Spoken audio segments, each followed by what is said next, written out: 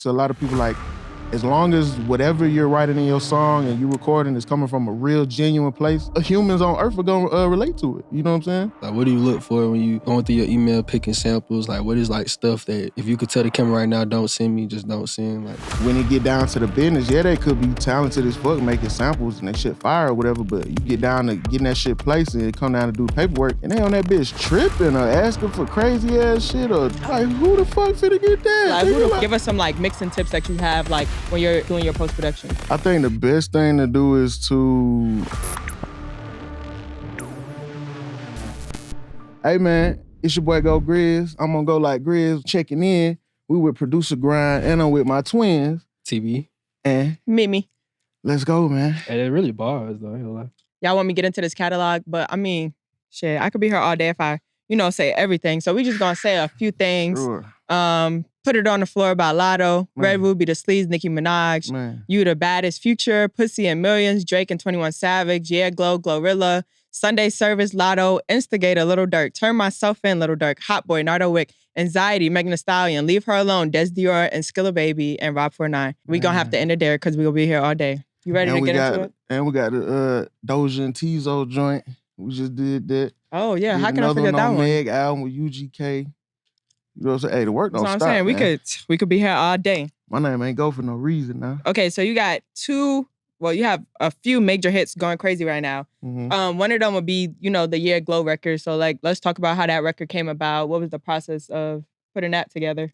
Man, the funny thing about Yeah Glo, we actually have been sitting on Yeah Glo for about 2 years. Believe it or not. We made that song about 2 years ago. And it honestly was made around like Fast and Furious time. We was working on Fast and Furious soundtrack. So she had the record and Gotti loved the record. Everybody in CMG loved the record. And I guess whatever she had going on around that time with whatever album and, music she was working on, it didn't work for that time, but everything worked in divine order. You know what I'm saying? So 2 years later, I ended up reconnecting, with CMG. I bumped into Glo. Shout out to Lil Ronnie too, man. He called me up there to go play some beats and records for her and stuff. And that was one of the songs that came about. We did that song on New Year's Eve. Oh, wow. You know what I'm saying? We was in the studio till about 7 o'clock in the morning working on that joint. And bam, it brought everything back the way that she needed it to be, man. She right back on top. So did that record change anything for you that, didn't change after like previous hits? Was there anything new that came about from that record? I think it just more solidifies the importance of being produced. You know what I'm saying? That's a record where she really allowed me and London J to produce her. You know what I'm saying? And we doing a lot more work now because of that. You know what I'm saying? So shout out to CMG, shout out to Glo, shout out to London J, man. What's like you and London J process? I know we talked about it in the last interview, but just kind of running back again. It's crazy because London J is such a dope songwriter. He could just transform into anything. Like, I like working with London because I'm a very versatile producer. You know what I'm saying? I'm not in no box. I can make anything that we would need to make. You know what I'm saying? From country, pop, dance hall, reggaeton, anything. Pop, R&B. London is one of the few songwriters that can truly match my fly. It don't matter what beat I throw at him, he gonna make a hit out of that shit. You know what I'm saying? It just be fun. Like, we don't have to think about it. We both stupid and genius at the same time, so it's always fun. And I feel like he understands, like, the importance of your energy in music. I explain to a lot of people, like, as long as whatever you're writing in your song and you're recording is coming from a real, genuine place and a real, authentic space, other humans on Earth are going to relate to it. You know what I'm saying? Right. We are very similar, believe it or not. So it's like a lot of the things that you go through, I go through, it's other people on Earth that definitely going through the same shit, So when you are able to say that and articulate it in the proper way, it's like you become the voice of the people damn near, But he's one of those songwriters that just always know what the fuck to say. I don't know how he does it. I ask him every time, I'm like, what the fuck made you say that? Like, We gotta get like a session in, like a vlog or something with London J. That'd be crazy. Because I be saying that all the time. Like when we in the studio, I'm like, bro, if we could document this shit and people knew just how this shit really be coming about, they'd be mind blown. Because it's like, we're going to get in there and bullshit for about an hour, act stupid, joke, smoke, get high, whatever. And then as soon as we get in mode, I get to playing beats. I hear that bar motherfucker say, load it up. What date we going to do it? Put it together. Ooh, on cam. I mean, Put it together. Ooh, put the pressure on him. See, I could come up with a date all day. You got a whole nother elusive bastard on your hand. London J is a... She said. Elusive bastard is a different... That's a name. I'm telling you. He know that. That boy hard to get up with, man. We're going to work on that. Y'all put the pressure on him. For okay. Sure. So the second hit that you have going crazy is like... Well, I wouldn't even say second hit, but like a series of hits that you have going crazy right now is like this Lotto and Grizz duo. So how did that come about? Like, let's break down the process. Like, Lotto, I've always knew of because we from the same area, Clayton County, but we didn't lock in until like a lot later in life, like in the past maybe 2-3 years. I got really introduced to her through London because her in London, you know what I'm saying, we're very locked in. So me, her, and Pooh, you know, we all got introduced around the same time, and ever since, it's like, it just made too much sense. You know what I'm saying? Like, she's a real deal artist. Like, just like I say, London J, he can match my flower with whatever. She the same way. Like, she's very versatile. She, you know, is very driven, and I feel like she understands the importance of really putting the time into her craft. You know, we in that bitch tweaking shit down to the syllable. Like, I don't feel like enough artists care enough like that to really make the best product. I think a lot of people nowadays, we in an era where you could just record some shit on your phone and make a hit out of it and get lucky. So it's like nobody's putting in the same time in the craftsmanship anymore. You know what I'm saying? But she really is. She really hones in on her craft, and she's a fucking beast, man. She's a beast. But after we did put it on the floor, like that day was a magical day. You know what I'm saying? Because that was the first session I did after having my son, and I was locked in the crib on daddy duty type shit. But Pooh had called me, was like, yo, I really think you need to pull up to this session. They said they was gonna hit you up, but they already knew what the situation was. I was like, you know what, I'm gonna go ahead and go. The day I popped out, that's the day we made Put It on the Floor. So walk us through that session. Like, what was that like? You know what's crazy? So Put It on the Floor came about because I was working with my buddy DK Arthur. You ever heard of him? He's an artist from Belgrade, Florida. If you ain't hip, you need to be hip. DK Arthur is the next nigga from Florida. He a fucking monster. But I was locked in with him, you know what I'm saying, before my son touched down. I hit Atlantic like, yo, book the studio out. I'm gonna have him come stay at my crib. We're gonna lock in until I can't work no more type shit. So we in there locked in. He asked me to make him like some club, like low-key Detroit vibe type shit, you know what I'm saying? So I cooked him up a beat from scratch, and I had Squat add to it, and then he cut a record to it, right? The beat that I made was to Put It on the Floor beat. Ironic enough, right? He had a whole song to it, right? And this is my real deal partner, so I appreciate him just for being real and with the situation and being cool, but I would have never played Lotto that beat. That's where Pooh come in. Pooh, if it wasn't for Pooh, that would have never happened. You know what I'm saying? Because what Pooh like to do is get on my computer and just go through my beats, like whatever the new shit that he ain't heard. And he came across that beat, he was like, yo, this the one we got to play for her. I'm like, nah, that's DK song. Like, we can't. He's like, no, DK will understand. We got to play this for her. So as soon as we got in the room, he grabbed my computer, he played the beat. Put It on the Floor was born. As soon as she said, rip me out the plastic, I'm acting brand new, we was like, oh, shit. Knew this was going to be a hit. Knew this was going to be a hit. It's up, man. The energy was just crazy that session. It was just like, everything happened organic. We was having fun, just bouncing back and forth ideas and shit, and that shit just came together. You know what I'm saying? It was, shit, she previewed it the next day.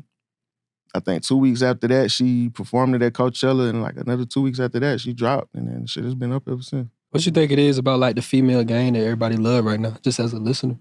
I think we in an era where females have built enough confidence in their artistry where they could be unapologetically themselves and not like what they think People the world wanna wants see. to see them as. You know what I'm saying? Shout out to the females in the game because shit, we running it up right now.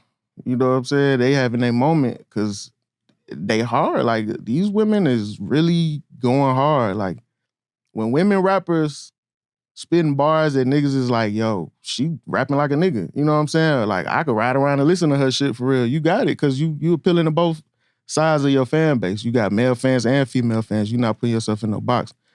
So I'm happy for where the female rap scene is right now. You know what I'm saying? Shout out to the women. Y'all going crazy. What do you predict for, the female rap scene in the future? I think we're gonna have a lot more like creative females, like they can really, really rap. You know what I'm saying? I think a lot of these women are pushing themselves even further to just dominate over the men. Like it's a lot of these women that's harder than the dudes for real. You know what I'm saying? So it's like shit, if they keeping that up, I'm excited for real. But all I love attention it. was on females until like that Drake Kendrick shit happened. Mm-hmm. It was like it went off slightly and then it came back when that shit died down. When Sexy Red dropped that project, that's when like the heat came back. It's Sexy like going crazy. you can't deny like she going crazy. You just But again, can't deny she like being the fire. unapologetically herself.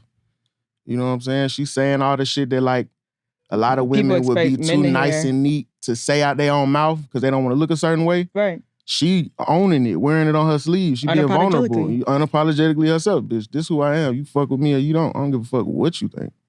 And that's empowering. Like she encouraging other women to be like that. When that Sexy Red come on in the club, a bitch can't wait to scream that shit at the top of her lungs. That's a fact. That's how they truly feel. They love Sexy. We love Sexy. You for feel sure. me?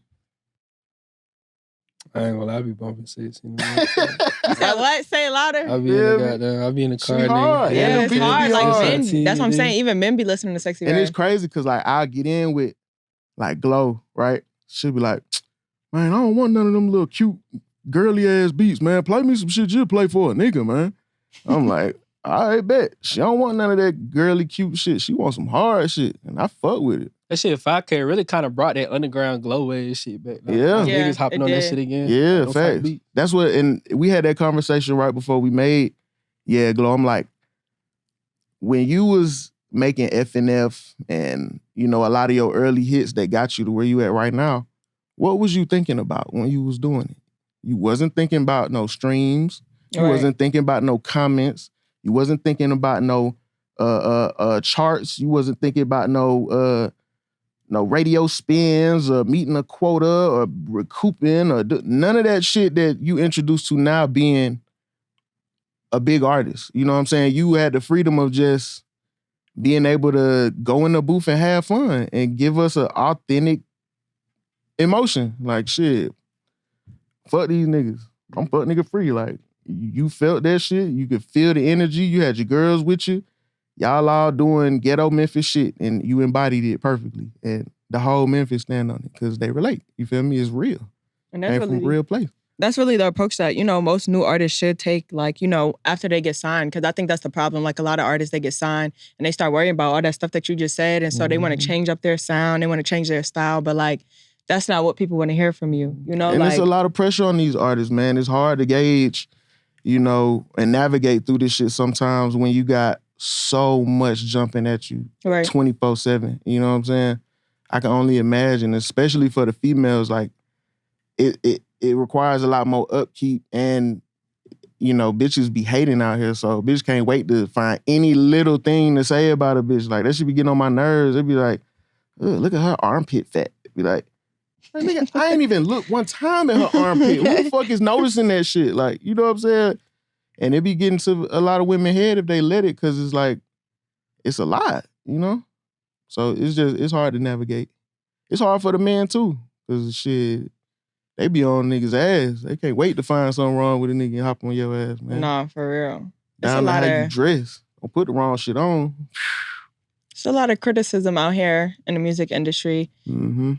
Well, I would say, like, what advice do you think artists should take, like, as far as ignoring the critics? Because I know that's the critics is Count what your money. causes so much like dilemma in the music industry. Like, people be starting dramas that are not even there just because of like the criticism in the comments. So like, I just think jumping into this, you got to be realistic with yourself and understand like this is just part of how the game goes. It's a business. This is part of the business that I'm indulging in, and what comes with it is I gotta have tunnel vision and put my blinders on and have safeguards for myself to protect my mentality, my emotions, and all that shit, because you get exposed to so much negative energy. Negative ass fucking energy is the root of all a lot evil, of shit. man. I'm telling you. I just think it's social media. Like everybody, social media. Everybody has their opinion, but it's like social media makes it worse. Everybody can say it. Yeah, you can say whatever you want and hide behind no picture. Handle, like, you know what I'm saying? You're not even letting people know it's you that's making the comment. You made some little bluff page just so you can talk shit on these artists' page, try and get in their head. But you got to understand as an artist, that's what they're going to try to do. Yeah. You know what I'm saying? You got to ignore that shit. But that shit do fuck with their head, though. They do. Like, if you let it show will. There's one artist, they man. could just shut social media down for a few days. Everybody go outside to touch some grass. I don't think you could shut it down for a few days, though. Social media? Too many people live. The world will go crazy. The world would literally lose their shit. Like, you know how many people be reaching shit for their phone for no reason? Like damn, I forgot. What's y'all screen time on y'all phone? I don't even know. Mine is bad. I'm not. I should like 8 hours.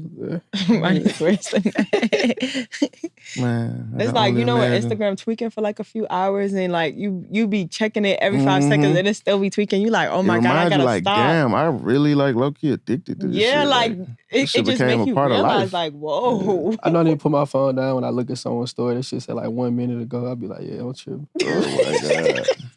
Yeah, that's when you know, like, yeah, maybe it's time to take a break. Point. Like, you too on you point. checking this shit too much. Man. Like, before we get back into the video, I gotta tell you about this crazy beat battle we are doing. We're flying out one producer to Atlanta to work with Sunny Digital, DB, Twisted Jeans, and a whole bunch of other producers. We're giving away $1,000 cash, a $500 PG gift card, and we're giving away an expensive pair of studio headphones. All you gotta do is click the link in the description, download our Trap Genesis beta pack, like a fire beat with it. It gotta be 100% fire, bro. And the producer with the hardest beat is gonna be the one that wins all these prizes. That's include a free collab with all these industry producers. They getting flown out to Atlanta for 100% free. All right, let's get back to the video. I remember we was at Winter Circle, and you said you was working with Chloe Bailey. You was playing like pop records and stuff, and then the song came out. And you were just saying earlier how you versatile, which we already know. Like I knew when we did that first cook-up. So kind of just talk about that and just diving in that lane, because that's the total opposite than what you'll make for Glo and stuff. Man, yeah, that record was fun. Fuck Your Status. I made that with my brother Bongo. Bongo came into town for like one day. You had like a layover or some shit. So he hit me up. I was like, shit, pull up to my studio. So we cook up. This nigga brought a vocoder, like the actual instrument. So he in that bitch showing me how that shit work. We in there fucking with shit, tweaking shit. It's only 2 sounds in that beat that's not a vocoder other than the drums. And I think it's like a lead and like a sub bass or something. All the sounds that is in that beat though came from vocals. Nigga Bongo a fucking genius, man. I was trying to understand what you were saying, bro, but then I forgot. I'm talking to the nigga that cook up, do silent cook up. Man, that motherfucker, Bongo is the truth. Y'all should interview Bongo too if y'all ain't did that. Hey, put us on. I'm finna hit, what's it called? What's the dude? 80s? Oh, since the 80s? Yeah, Zeke. Yeah, we want to do him next. Oh, yeah. You know who else we want to do? Pooh. And we want to do it. We should do a cook-up with you and Pooh. So funny, bro. That's a funny ass nigga, bro. Y'all gotta fuck with Pooh. I'm gonna rely on you to set that up. I'm gonna hit him up today after we know this. For like, just for the producers watching, kind of talk like, what made you versatile? Like, what? I know that's a weird question because like, nigga, like I just make beats, but at the same time, like, what advice can you give to producers who kind of feel like they in a box and they kind of want to like not go in a different lane, but just offer something different that can make them stand out from other producers? I think part of what made me like strive to be so versatile is like, for one, I've always been exposed to a lot of different type of music. You know what I'm saying? Like when I was in art school and shit, when I was in high school, my art teacher used to play me all kind of left field shit that I know I ain't had no business being exposed to as no young nigga from Clayton County, but he was putting us on. And it opened my mind to just all kind of other shit. Dad playing Guitar Hero, my uncle putting me on to all kind of classic records and shit. Like, it really made me have an ear for just other shit outside of rap or just regular R&B and shit like that. But I think for me, I pay a lot of close attention to what makes a genre that genre. You feel what I'm saying? Yeah, like in order to be an Afro beat, it requires you to have these type of sounds, this type of drum pattern, this type of bass line, this, you know what I'm saying? How do I mix that into what I got going on and make my own version of that? You feel me? But I'm trying to pay attention to what makes that genre. And, you know, just giving my own interpretation. I feel like that's fire. I've been asking a lot of producers, like, how do you critique music? Cause I realize, like, every producer got a different learning process. I know a producer, like, if he hears some fire shit, like, he really like drums. So if he hears some fire drums, he'll, like, take the beat, like, that song, put it in FL, and, like, redo the drums. I used to do that. I never did that when I learned. I know it's, like, my learning process is more, like, just, like, straight tutorials, just watching, finding, like, oh, what sounds, oh, this sound good, okay, I can find it out from here type shit. So just hearing, like, you saying, like, you just critique, like, what makes like that genre. I feel like that's a big part. Man, you gotta really open them ears and listen, like every little tiny sound, man. But I used to do exactly what you talking about. Like in the beginning of my career, I used to like remake hit song beats to see how close I could get my shit to sound like the official one. Cause you know it's a difference between like a bad remake and the actual instrumental to a hit song. You would listen to the difference. What's the difference? It'd be the sound selection. It'd be, you know, how well produced it is. What makes it well produced? It'd be the playing style, the timing, the sound selection, the mix, the everything. You know what I'm saying? So I spend a lot of time asking myself, well, why does this sound cheesy versus this sounds like a hit? So it'd be sound selection, man. I spent hours, thousands and thousands of fucking man hours surfing through sounds and understanding the difference. Bro, would be helping me out with my samples a lot. It's two things I be doing. Cause you got like Melodyne, Newtone, all this shit that literally take audio and turn into MIDI. So I'll go in and just see what progression, like, especially for like soul samples, R&B samples, I'll see what progression this is. And like, you could put that shit in like quarter five, some shit. It would like tell you the progression, whatever. And I'll take that and just be like, okay, this like a 1-5-1 or some shit. And I'll just redo that throughout samples. See, I cheated. I used to have to like, it wasn't that many tutorials and shit when I started. So what I used to do, and I told Zay told me this too, I was with him not too long ago. I was like, bro, I used to take your songs you produce, right? Because to me, he was the most baddest motherfucker on the piano. Oh yeah, for Still sure. is, for real. So I used to take songs he would produce, put them in FL, slow them way the fuck down so I could just hear every little thing, and I'd copy it to the T so I could look at it. Like, I want to see what soul looks like on MIDI. Like, why is this sound soulful versus if I just click it in regular, it sound computerized or some shit. Why does it sound soulful? Shit, you gotta calculate the mistakes damn near if you're doing it my way, clicking it in. You gotta make certain notes early, certain notes is late, certain notes is loud as fuck because you being expressive, certain you barely hear is just a little nuance, you know what I'm saying? You gotta understand all that shit though. And I had to like flip my handicap into being a superpower for real. So do you pre-select your sounds or like how do you know what sounds to pick? It depends on the type of beat I'm making. Like, I gotta, just through years of surfing through sounds, I have certain sounds that I would say are like my go-to for certain things. You know what I'm saying? Like, I got a go-to guitar patch that I use. You know what I'm saying? Because I can be versatile with that shit. I could use it and apply it to a lot of different types of beats. You know what I'm saying? So certain sounds, I think I just can gauge, okay, I want this type of sound, but I still to this day go and surf through and find new shit. I'm not just using the same old sounds every time. And I think that's what make me a lot different too. I see a lot of producers have like a template. So as soon as they open FL, they already got their sounds that they already selected that they know they're gonna use and then every beat. My shit empty every time. Facts. Nothing Start from scratch. Zero. Every time. I was never comfortable using like templates for real, cause I feel like the beat, it's like I'm already boxed in. Yeah. Sound the same. Start sounding the same. Yeah, for sure. You know? I can understand why niggas do it with like drums and shit. They just throw the loop in, they already got their go-to drums and shit like that. But as far as like samples, certain things work for certain people, man. It's just all about what you aspire to be and what type of producer you know what I'm saying, want to be looked at as. Like, certain niggas is getting off doing it that way. But me, I'm just the type of nigga, whether I was getting paid to do this shit or not, I love this shit. Like, I want to know everything about this shit, you know? So I'm gonna do it the hard way, which is fine, you know? Okay, so you're selecting new sounds every time, right? But you have like this really significant like bounce in all your songs. How is it that like it sounds different every song, but you will know that it's a Go Grizz bounce? Like, how is that? I think it's like, I don't know. I think I have a similar approach with whatever I'm doing, regardless.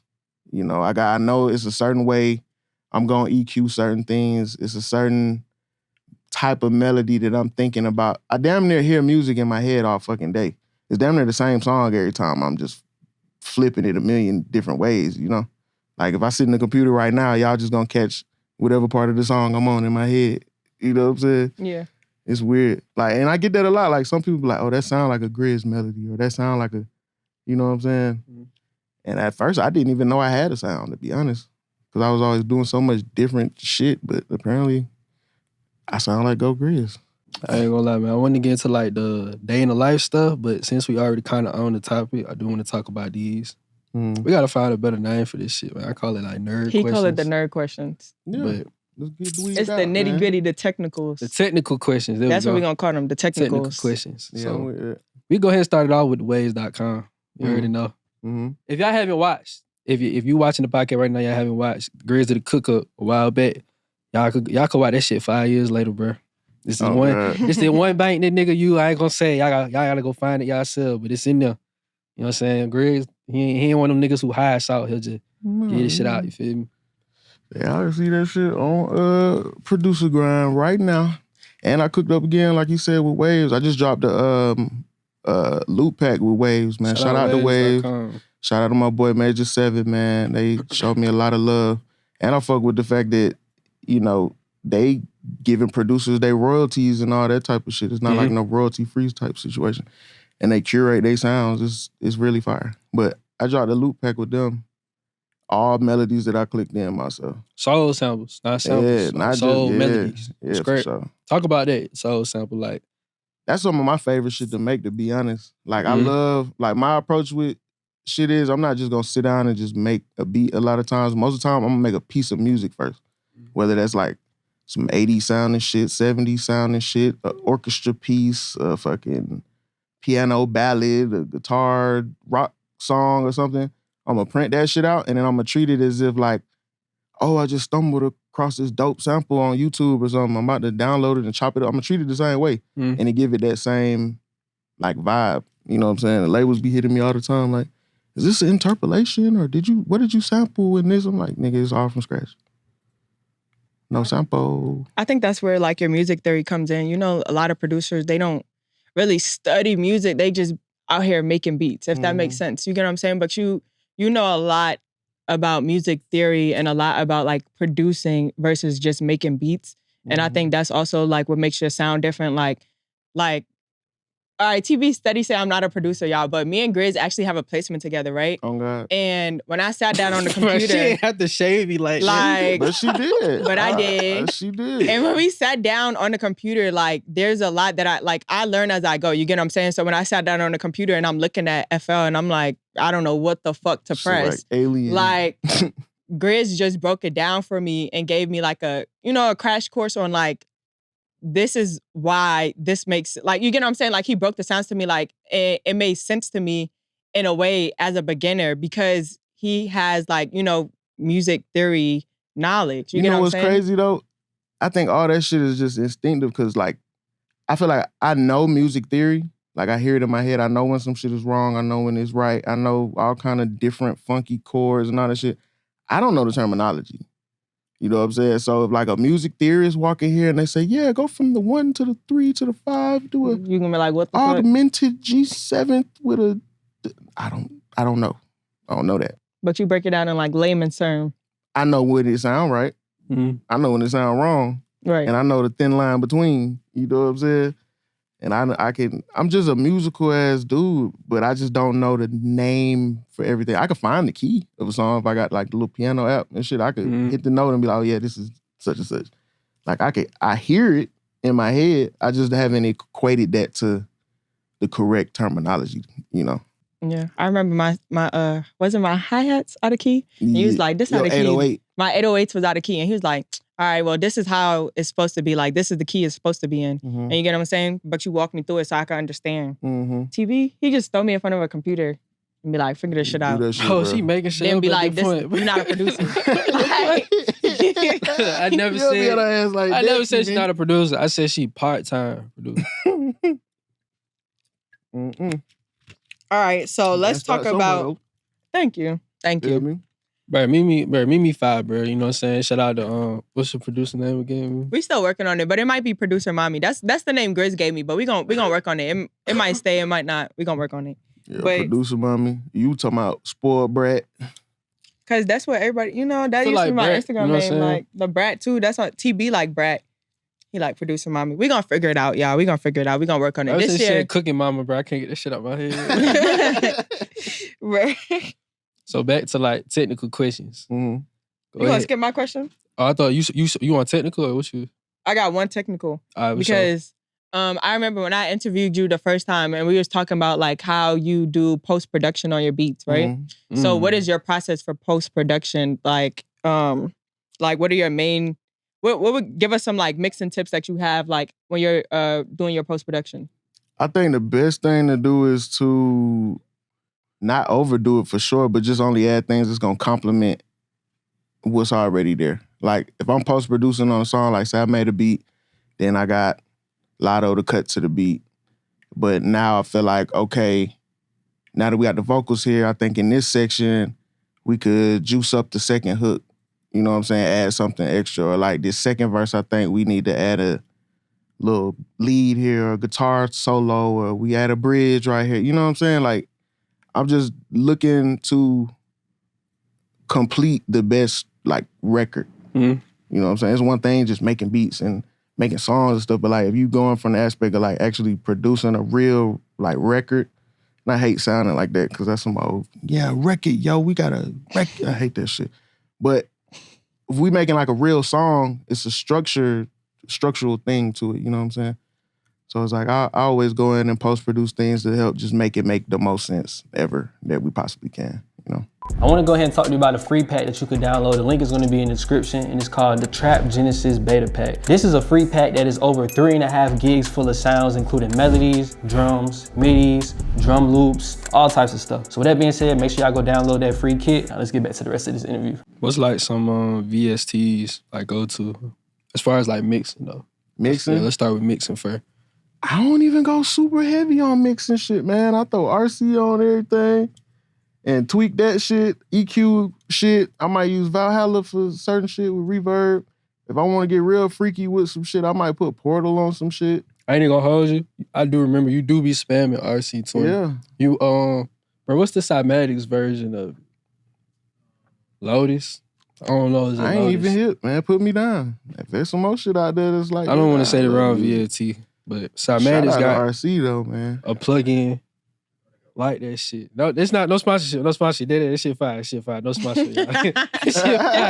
Shit fire. I don't know is it Lotus, but they got one. That shit. And I remember how you be using RC20. I gotta show you after. Put me down, man. That shit fire. But yeah, I don't really go too crazy on mixing. I think the biggest part is start off with a good sound. Like, facts. You don't gotta do nothing extra crazy to it when you already picked a great fucking sound to begin with.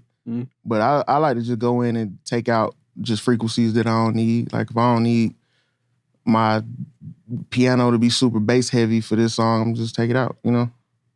Leave room for the vocals and shit.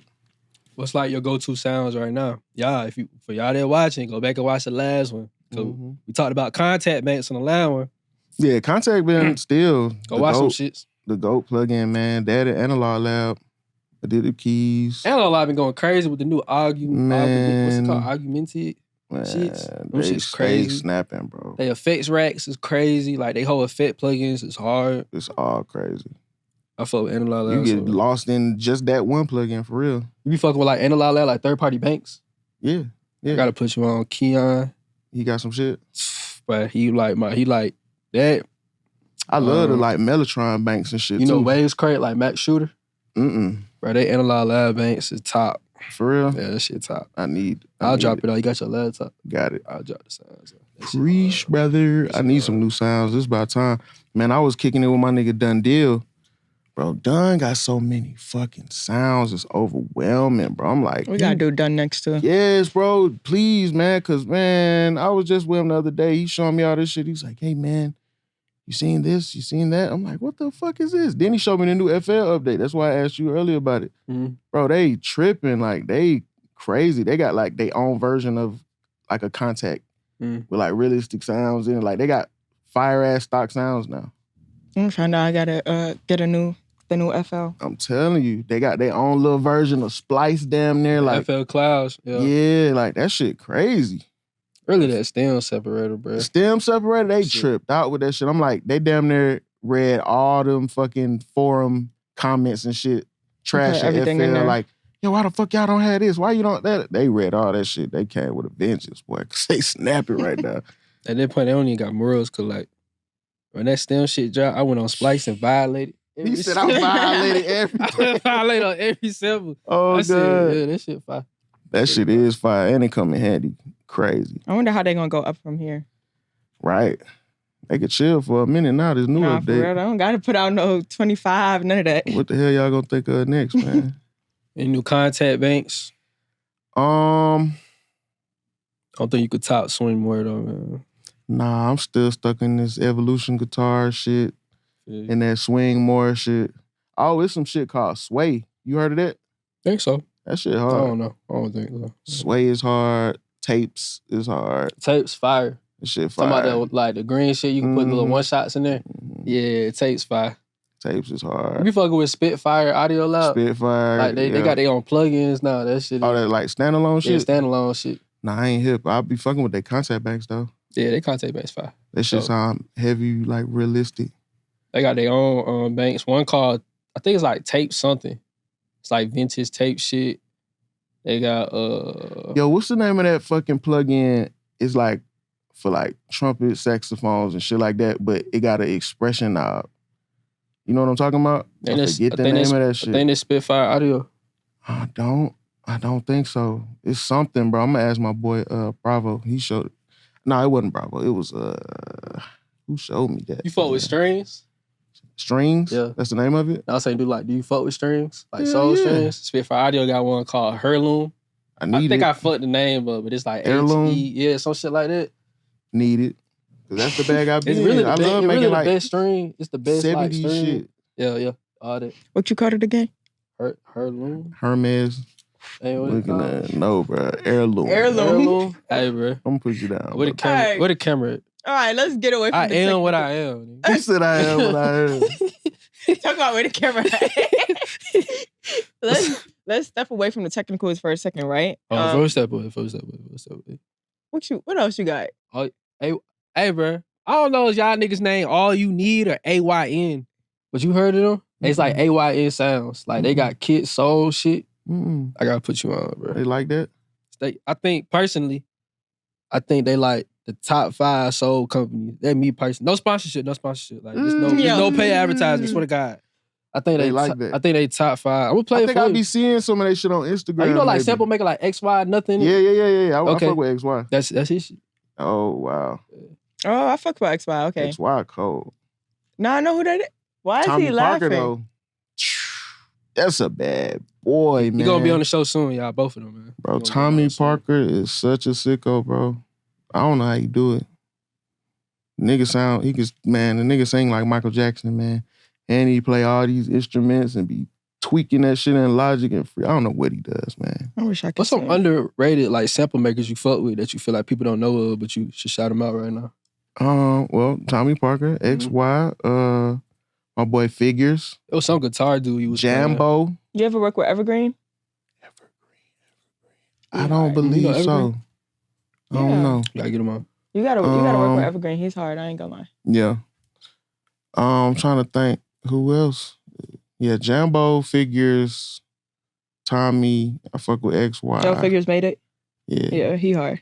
Figures too cold. I don't know. I mean, I don't really know like that. You know what I'm saying? I like a lot of the Luke guys that play guitar and stuff. Mm-hmm. You know what I'm saying? Like, my boy Jared Scoff he played guitar for Saturday Night Live, bro. He's sick. He can make his guitar sound like anything. For sample makers, Hendrix too. For sample makers that's watching, like, they'll probably send you samples and be like, this nigga never touched my shit, or what does this nigga look for? Like, just give him advice. Like, what do you look for when you going through your email, picking samples? Like, what is, like, stuff that if you could tell the camera right now, don't send me, just don't send, like. It's hard, man, because I don't even go through my email looking for loops, to be honest, man. Hey, y'all want to hear a funny story, man? This shit about to be funny as hell, bro. Yeah, go ahead, tell him. I pulled up on Grizz one time, y'all. I got to show you the clip, because I had put this shit in my vlog. I did like a whole story mode. Oh, my God. All right, you put a lot of your ass on when I show you that clip. Pull up on nigga Grizz, y'all. Mind you, I've been sending niggas samples, right? So, you know, I ain't even scared to say, all the sample makers, we use mail track to send samples, bro. All these niggas be talking shit about the BCC shit. So we be like, all right, let's just send on mail track and just batch send, but they'll send separate, so it don't look like we sending to everybody type shit. But mail track tell you if a nigga open your email, right? So every morning I wake up, nigga, I look, it be like, this nigga open email, this nigga open the email. So I looking, you know what I'm saying, seeing who fuck with me today. What that shit say? Go Grizz, read your sample, that, right? So I pull up on Go Grizz, right? We talking.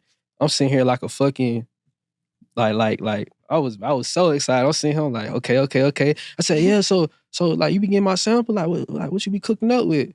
That nigga looked at me like I started speaking Spanish. This nigga was like, huh? You be sending me samples? I ain't even know, man, bro. y'all, I probably swiped through that. I was fucked You know up. what's crazy about that? Fucked up. That's crazy. Shit. I could be on my phone, right? Looking for like beats that I could text of my own, right?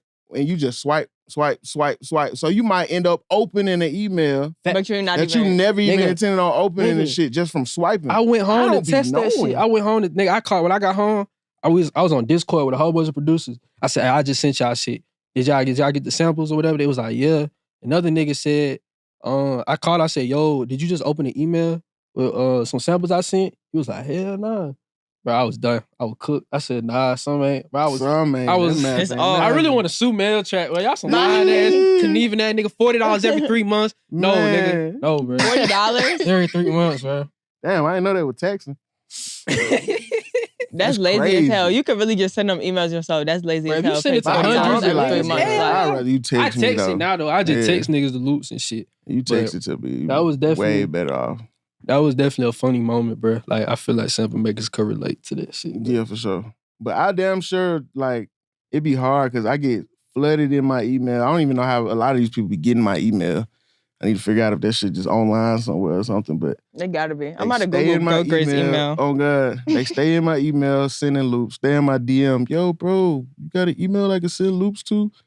And to be honest, like, I ain't never really end up working with nobody through that avenue. Like, I think a lot of people that technically make loops that I will work with, like, I end up meeting them personally or, like, through another producer that I work with. You know what I'm saying? They put me on to some shit like, it worked like that. Like, I'm not just in my email looking for no loops. The best way for me now, I just feel like it was a way to, like, you know, stand out and work the room type shit, which it still is, you feel me? But I feel like it's better if, like, you hit a nigga up and they go to your page and they can see, like, you making samples. Like, you just got a foot ton of... That's why I started posting a lot of sample reels and just me, like, so niggas know, like, okay, you know what I'm saying? Yeah. Because now you got to where, like, you can't even trust if a nigga make the sample. Man. Because he sent it off with another nigga and it's like, who really did the work? You know what I'm saying? Like, who really made the starter? That's the nigga who got down, really did the shit. But then it's like, it's a lot of these guys that put a bad taste in your mouth because when it get down to the business, they could be talented as fuck making samples and they shit fire or whatever, but you get down to getting that shit placed and it come down to do the paperwork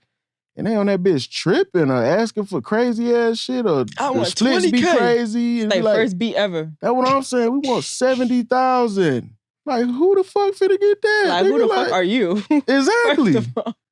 That shit crazy. I'll be like, bro, I don't need none of y'all niggas. Fuck all of you. But I can't look at it like that. You know what I'm saying? Because it's some really genuine, real talented people out here. You know what I'm saying? And I've done a lot of great work with people that make loops. So it's like, no shade, but for y'all just fucking the game up, man, fuck y'all niggas, man. Y'all don't get this shit. All right. You done with your technicals? Oh, yeah, I'm straight. I'm good. Y'all heard him say he done, right? All right, cool. So now let's get into the day-to-day. So, like, walk us now your life is a little different now, right? Mm-hmm. So this is not going to be the same answer from like, questions before. So like walk us through your day-to-day now. How many beats you make in a day? It's crazy. People ask me about how many beats I'm making a day, and I don't have a solid answer for that because it varies. It also depends on the type of beat I'm making. Like it's some producers that get in the studio and be like, yeah, I got to make a 20-piece today. Yeah, I might go in the studio in an 8-hour block and make one beat, depending on what I'm working on. You know what I'm saying? 2 beats. Might be the hardest beat, sometimes though. I might make a fucking 6, 7, 8-piece, 10-piece, depending on the night. You know what I'm saying? Especially if niggas is like using loops or it's more than one producer and we all in there just vibing or some shit, we definitely end up making a lot more beats. But it just all varies. Because when you making like pop beats or country beats or, some shit that sound like it could work for a movie or some shit, it take a lot of time. Because you got to really hone in on your sound selection, your mixing. It's tedious little techniques and sounds you got to use. You got to make transitions. You got to, that shit take a lot of time. Mm. So you still ain't say the day-to-day, though. Like, what's your day-to-day like? Nigga, we see you on the beach, shit, bro. That's what I'm saying. We see you on the beach. In the strip club every other day, like. Every other day. I'm not even no outside nigga, man. I be chilling, man. I be in the studio majority of the time, man. It's like I wake up, probably do some family vibe shit or, get out and go get some food or, whatever. But 99% of the time, I'm somewhere in a studio. Like, it's outrageous. That's why I feel like a lot of people give me a lot of kudos on my work ethic because you gon' see go Grizz. I'm always literally going somewhere doing something. Like, I'm always on the go, like, for sure. So, yeah, that's my day-to-day. Moving and shaking, man. Out here in a studio near you. You feel me? But I do enjoy, like, especially, like, when you going out of town or you traveling with artists, you got to at some point enjoy the fruits of your labor, too, to keep the vibe up. Like, your energy is everything in this shit. It's like art, you know what I'm saying? It's a translation of literally how you feeling on the inside. Like, so you got to keep that shit up to make the best product. So it's like, yeah, I might go on the beach or hit the booty club or goddamn.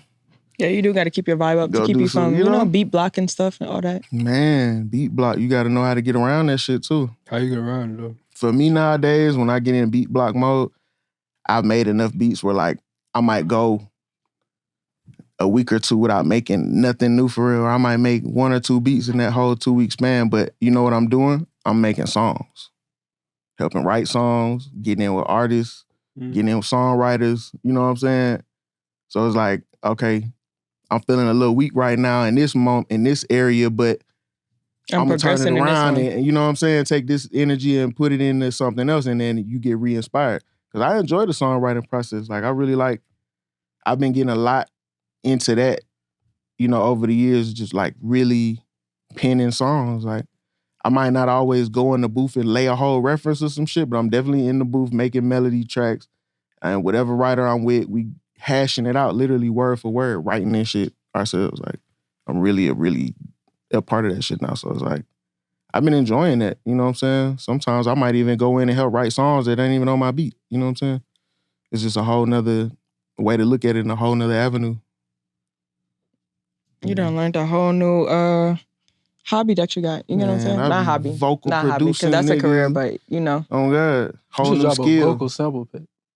It wouldn't be my vocals. That would be hard. But I remember you played some shit. You did something. I can sing a little bit. You doing some chants one time though. Yeah, I definitely be putting my voice in the beats though. Like, I make chants and do shit like that. But wait, what's some songs where your voice is in the beat? The Chloe song, my voice is in the beat. I got some shit with Lotto coming with my voice in the beat. What else got my voice in the beat? Is Instigator, and I always is that your voice? hear it. No. Oh. No, that was probably like some arcade shit or something. Oh, okay. It do sound like some arcade shit though. All right, yeah, I can see that. Shout out arcade.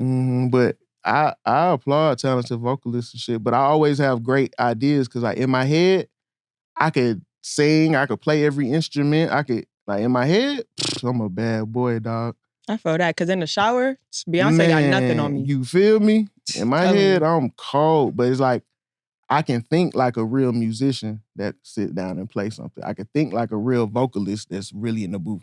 You know what I'm saying? So I know how to translate to a real vocalist. Okay, no, we need to sing it like this. No, you need to correct the ending of this. We could have finessed it to do this, or like maybe sing it like this. Or try. As long as you can understand what I'm trying to get across, they always say, okay, yeah, that's a great idea. Yeah, that sounds way better. Yeah, this make more sense.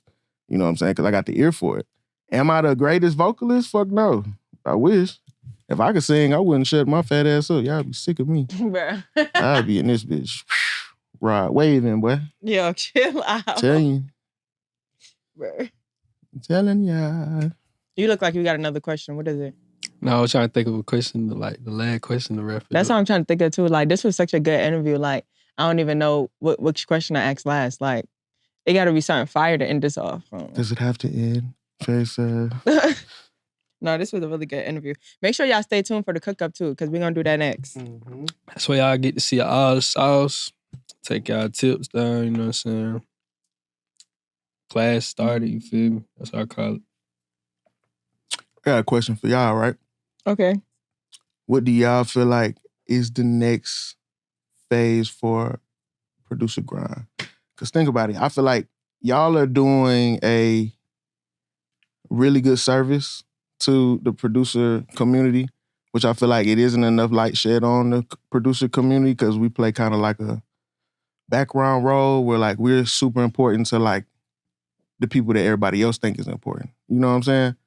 But I applaud y'all for the light that y'all shed on us just on the behind the scenes side of the music industry. But what do y'all feel like would be y'all's next step to take it a step further? Like, you know? You want to go first or me? No, you go first.